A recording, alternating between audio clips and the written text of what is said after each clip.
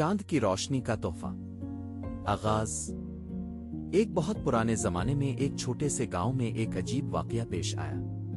ये गांव बहुत सुनसान था और रात को बिल्कुल अंधेरा हो जाता था। गांव में कोई भी रोशनी नहीं थी, ना शमा, ना दिए और ना ही कोई और चिराग।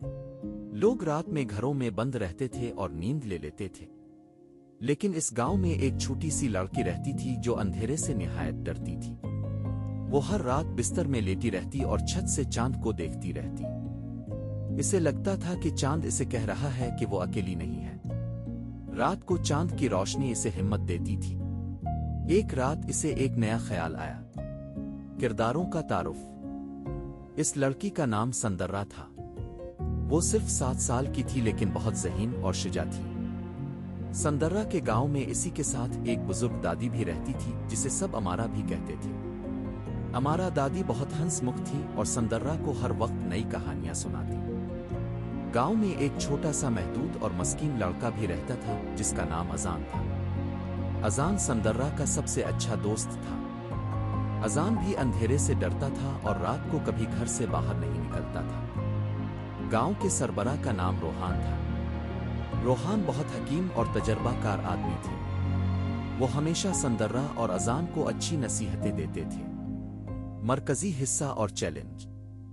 एक रात संदर्रा ने अमारा दादी से पूछा, दादी जान, क्या हम चांद से रोशनी मांग सकते हैं? अमारा दादी ने मुस्कुराते हुए कहा, हाँ बेटा, अगर तुम्हारा दिल सच्चा हो तो चांद सब कुछ दे सकता है। संदर्रा को ये बात बहुत पसंद आई। अगली सुबह वो अजान के पास गई और इसे अपना मंसूबा बताया।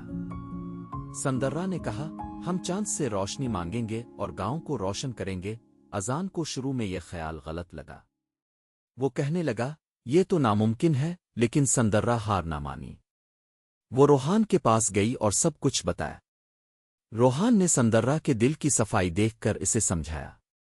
रोहान ने कहा, चांद से रोशनी सिर्फ अच्छे दिल वाले बच्चे ही मांग सकते हैं। संदर्रा ने रोहान से दरख्वास्त की कि वो इसे चांद से मिलने में मदद करे। रोहान ने कहा कि हफ्ता भर तुम सच्ची दिल से मेहनत करो, सबकी मदद करो और कोई गलत काम ना करो। संदर्रा और अजान दोनों ने रोहान की बात मान ली। संदर्रा ने गांव में हर घर में जाकर बुजुर्गों की मदद की। अजान ने लकड़ी जमा की। वो हर दिन बहुत मेहनत करते। मसले का हल।